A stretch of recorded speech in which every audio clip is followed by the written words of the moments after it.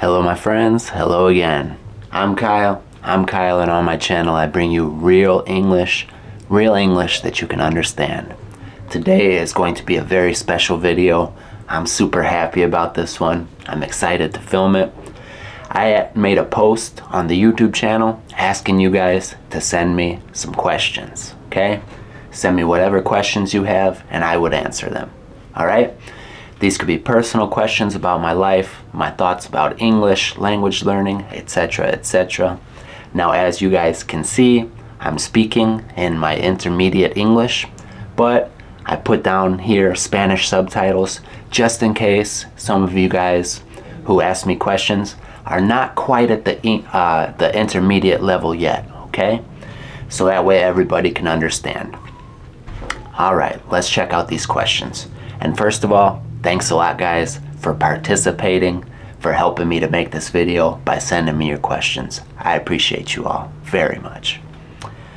So, first question is from Juan Antonio.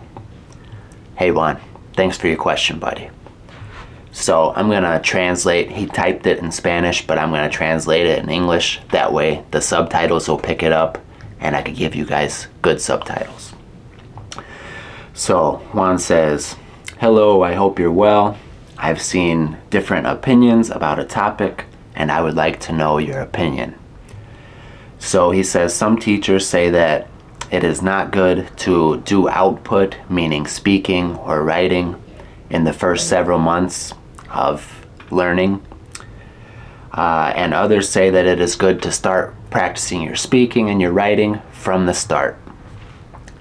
He says that the argument is that not doing output until 6 or 8 months of learning English is much better to concentrate just in understanding and not in speaking or writing. He wants to know what is my opinion. He says he has 6 months with his studying English and he does English every day. And he says that about a month ago he started trying to speak and write. So first, congratulations, Juan. Congrats on 6 months of English every day. I'm proud of you. That's a commitment. And because you've made that commitment, I know that very soon you will be speaking English. Now, what do I think? So, I know that people like Mr. Salas and the person who I first learned about comprehensible input, Pablo Roman from Dreaming Spanish, they say that it is best not to speak, just to consume input for, like Juan said, 6 to 8 months. Okay? Sometimes maybe we don't have 6 or 8 months. Maybe you're in a country where people speak English and you have to start speaking, okay? So I would say that it depends on your life. Do you need to start using your English now? Are you gonna be around people at a job? Or maybe you have a girlfriend or a boyfriend who speaks English and you're gonna be around their family, okay? In these situations, you're probably gonna have to start speaking English right away. So I didn't know about comprehensible input when I first started with Spanish. So I was speaking from day one with applications on my phone. They make you practice speaking. And then I started with some classes on italki of grammar and little things. So I was speaking. So I can't tell you from my own experience whether it's better to speak from the beginning or to speak after you've been consuming input for a long time. But I will tell you something that Pablo said about comprehensible input that makes a lot of sense to me. He says that when we start speaking from the beginning, we're going to have mistakes. We're going to commit errors, right? And everybody who learns a second language knows you're going to mess up. You're going to make mistakes. So he says that if you just consume input for the 6 to 8 months, you will make many less mistakes. And I can see from my own experience that that is probably true, because I still make some mistakes, like between using estaba and estuve and things like that. I still make those mistakes even though I know I'm saying it wrong, but it's because I started speaking before I completely understood it. So now these mistakes are in my brain and it's hard to get them out, okay? that's my opinion on it, is that it's probably is best to just consume at first, but eventually you're going to have a situation where you need to speak. So if you're in these situations where you need to speak, go ahead and try and start practicing, okay?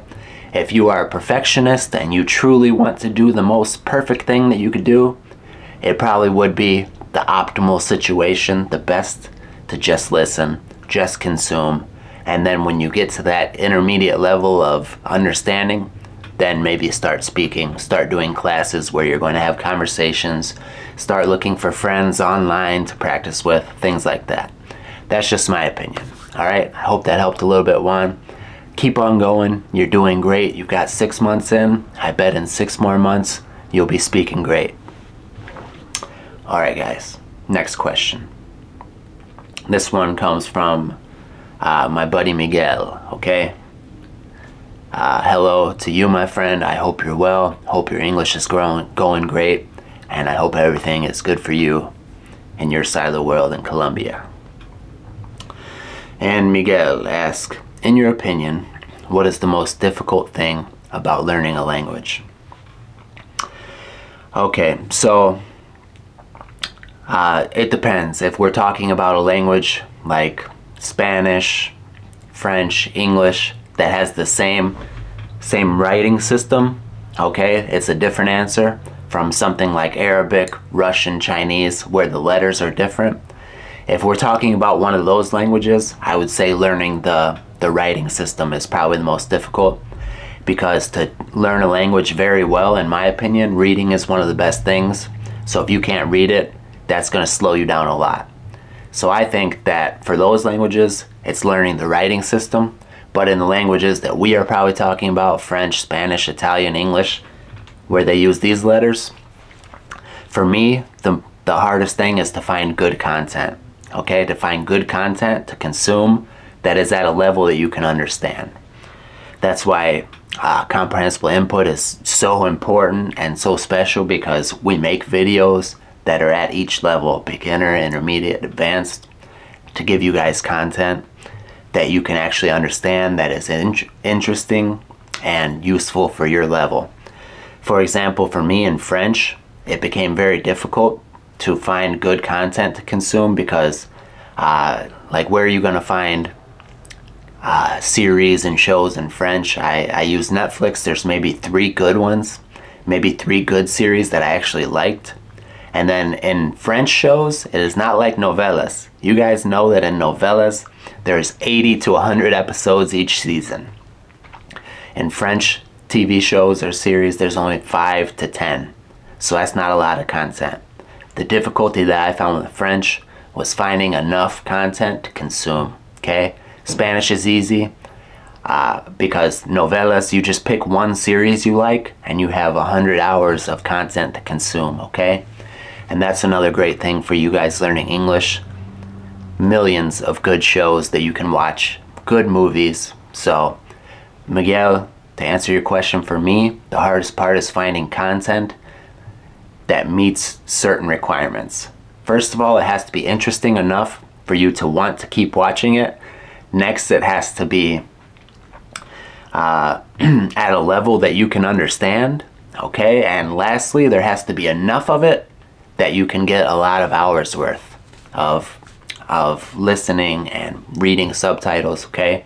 You need hours and hours and hours to really learn a language. So for me, that was my most difficult thing, was to find good enough content that was interesting. And another thing is finding people to practice with, okay? My wife speaks Spanish. I've got somebody to speak Spanish with all the time. Maybe sometimes we don't have the money to pay for italki, or nobody in our city speaks the language we're learning. That can be difficult as well. Luckily, with the internet, it becomes a little easier. So, hope that answered your question, Miguel. Once again, thank you for sending your question, buddy. Appreciate it. Next, we have Tyler. And Tyler asks, when do we stop using subtitles when using input? And what genre of movies or TV shows represents everyday speech best? First of all, subtitles. Subtitles are awesome. If you're reading and listening at the same time, you're consuming two different kinds of input. So use the subtitles as much as you want. I still use subtitles a lot of times when I'm watching Spanish TV shows or movies, just because I don't want to miss anything. And I really enjoy to read while I watch. So I don't think you ever need to stop using them. But if you really want to challenge yourself, start getting rid of the subtitles when you can understand at least 50% of what you're hearing. Okay? If you can understand 50% of the show or TV or movie that you're watching, keep the subtitles, because if you can't understand what's going on without them, you're not getting any good input. Next part of that question, what genre of movies or TV shows are best for everyday speech? I think comedy. I think comedy because jokes are a big part of the culture. You know, if you're going to be in a group of friends, they're all going to be joking and making fun of each other. So that is like the day-to-day English, okay? We're making jokes, they're using idioms and slang. So for movies, definitely a comedy. For TV shows as well, I recommend comedy, but more specifically, a TV show about a family or a group of friends, okay? Because, for example, the show Friends, okay? The show Friends, the show That 70s Show, these are about groups of friends. And why that's important, that it's groups of friends or a family, is because they will literally be talking about everyday things, okay? They're talking about their jobs. They're talking about going on dates, meeting people. They're talking about parties. They're talking about everyday things, okay? So definitely comedy is great, and TV shows about groups of friends or families, because they will be talking about everyday things. Tyler, you also asked me what boot camps within the U.S. are worth taking. I'm not sure what you meant by that. If you can clarify down in the comments, I'll respond to you. By boot camp, I don't know if you meant like a language course or if you meant like a physical boot camp. But if you meant physical, there's tons of CrossFit gyms all over the U.S. that are great. If you meant a language learning boot camp, I'm not sure, buddy. I don't know anything about that. I've done all my language learning online. So tell me down below what you mean in a comment by boot camp, and I'll give you my answer to that. Next one. We've got Juan again, okay? Juan said, another question, Kyle. What are your goals for short term and medium term and about the things that you consider most important? So I wrote something down. Hold on one second. I wrote it down because I wanted to give a good answer. So let me see, guys. So my short-term and medium-term goals right now are to teach my son Spanish. He's been using an app on my phone, and I don't know where they are right now. Here they are. But I got him these flashcards, and these were cheap on Amazon. They're in English and Spanish. So if any of you guys are trying to teach your kids English, these are great. There's 56 different words, and my son already knows all of them. That's a great start to his vocabulary. So this year, I want to get my son speaking Spanish. I'm hoping by the end of the year, I'll have him to where he can have a conversation. And he's super smart. He learns things and memorizes them super quick, so I know he'll be able to do it. I'm also going to keep working on my YouTube, all my other social media, Instagram, TikTok, and Facebook. And I want to get at least one of these platforms in the near future, medium-term goal, monetized, okay, to where I start getting paid for my work. Because I put a lot of work into these things, and it would really be special to me to get paid for them. So next, in the next few months, I want to get my six-pack, okay, my abs back. I want to get to a really lean and muscular physique. I've been working out a lot, and I'm looking a lot better. My wife is even like, whoa. So that's a short to medium term goal, is to get my physique back, get my body fat level low so I can have my abs back like when I was in my earlier 20s. Those are my short and medium term goals. I have a couple of long term goals too I'd like to share. So get my YouTube and other social media to be my full-time job. Okay, I've been working in the steel industry for my whole adult life, and I am sick and tired of going to a dirty, dark factory, working 12-hour shifts, working all night long. So I'm trying to get to where my social media, my language learning content that I create can be my full-time job. And then I want to do this by getting monetized so I have ad revenue, and then also perhaps collaborating with language learning companies in the future to promote products that I believe in and to earn money in that way.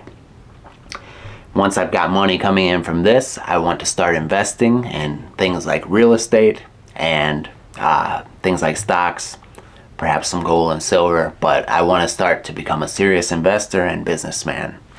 So that's my goal, is to start making money using my brain and not my body, and to never have to go to work in a factory again. I am certain that I can do it because I am completely committed and motivated and disciplined.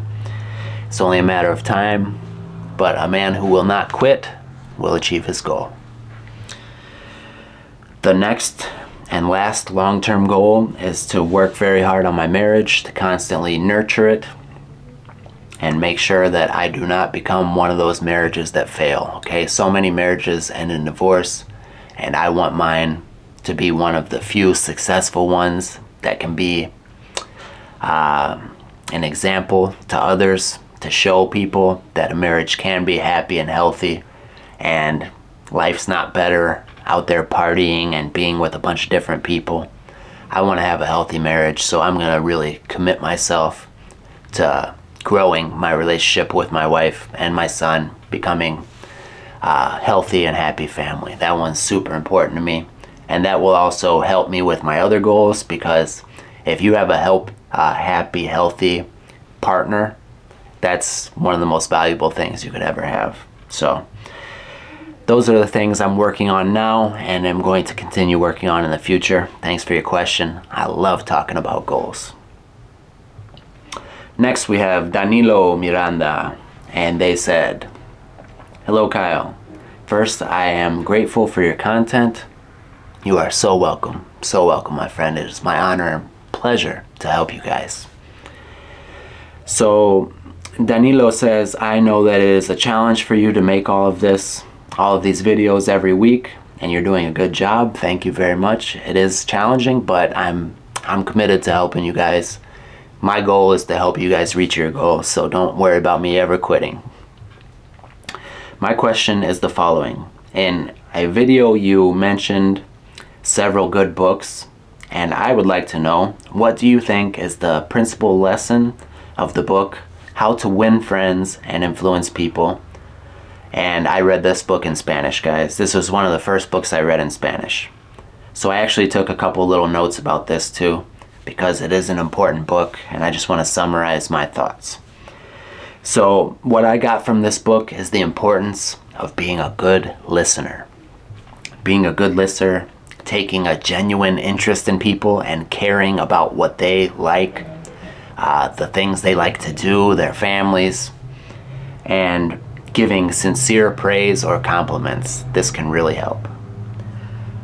So really, when we do these things, when we listen and we truly care about things like, hey, what are your hobbies? What do you like to do? What you're really doing is making that person feel good about themselves, okay? And one thing I've learned in doing all of my interviews and having wonderful conversations with people from all over the world is that if you can make someone feel good about themselves, they're going to want to be around you. They're going to want to help you, and they're going to want to be your friend. So how we make people feel good about themselves is we listen. We actually listen to what they say. We take an interest in them. We learn about them. Hey, do you have kids? What's your son's name? Oh, what grade is he in? Oh, that genuinely take an interest, okay? And when we make these people feel good, you won't believe the benefits, okay? A friend who knows that you truly care about them and you are truly interested in them will be there for you no matter what, okay?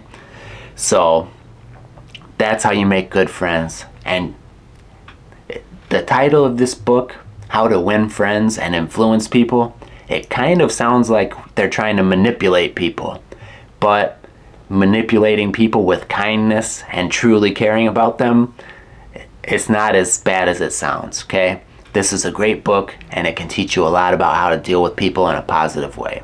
So that's what I got from this book. Good listening, taking an interest in people, giving real compliments, okay? These things will make people want to be around you, that make people want to help you, and make people like you. So that's what I got from the book.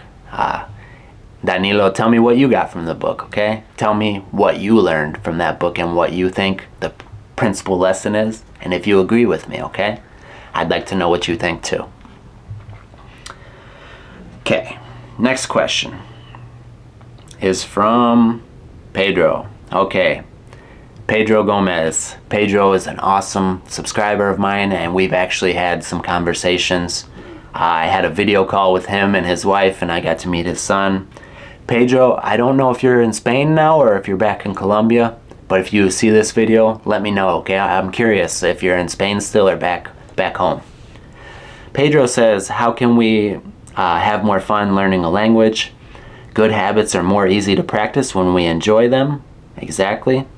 He said, for example, it was easier for me to work out when I started roller skating because that was like a start of exercise for him. So what is my advice for making language learning fun?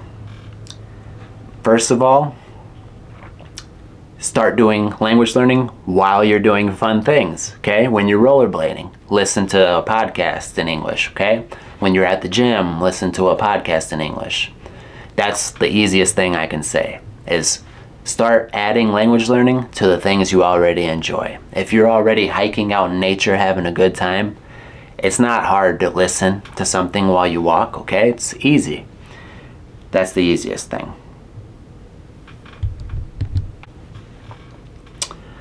So, sorry guys, I had a phone call, so I had to cut the video. I was trying to do this video without cutting. But anyway, Pedro, you need to think about the things that you enjoy doing and start incorporating English. Could be video games, could be watching YouTube. Whatever you enjoy doing already, start adding English into it. For me, I love talking to people, so it's so fun for me to have conversations with people in Spanish, to learn about a different part of the world, or even in French. That's what I do for fun. So you have to know what you like to do and then somehow mix the English into it. Good question, buddy. Next, Luis. He says, hey Kyle, how do you overcome your hard days like, oh man, I don't want to do anything? What is your mental path or process? Luis, we all have these days. I have more than you would believe, okay? And even in my hardest times when I've been having more stress than I knew how to deal with, I still made my videos, I still did my things, because I thought to myself, this is my mental process, I thought to myself, how bad do you want to achieve these goals?